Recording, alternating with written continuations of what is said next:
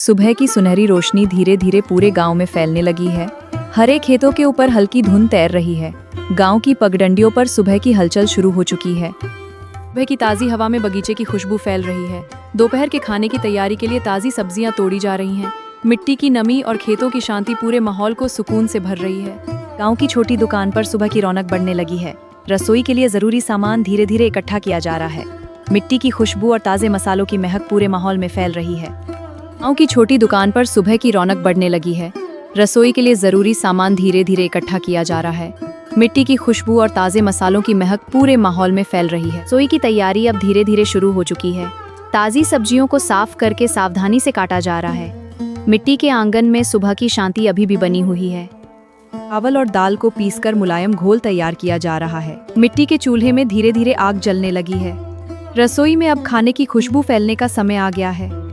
गरम तेल में राई और करी पत्तों की खुशबू पूरे रसोई घर में फैलने लगी है।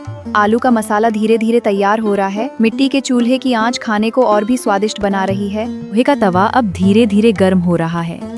हल्की सी सिजलिंग आवाज पूरे माहौल को और शांत बना रही है। डोसे बनाने की तैयारी अब पूरी हो चुकी है। गरम तवे पर डोसे का घोल धीरे धीरे फैलाया जा रहा है। किनारे सुनहरे और कुरकुरे होने लगे हैं। रसोई में अब ताजे डोसे की खुशबू भर चुकी है।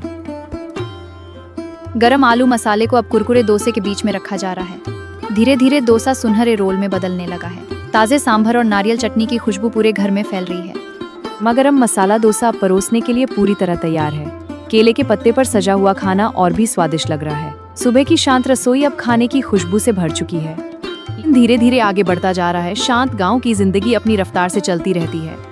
मिट्टी की खुशबू और घर के बने खाने के साथ ये सुबह सुकून भरी बन गई है।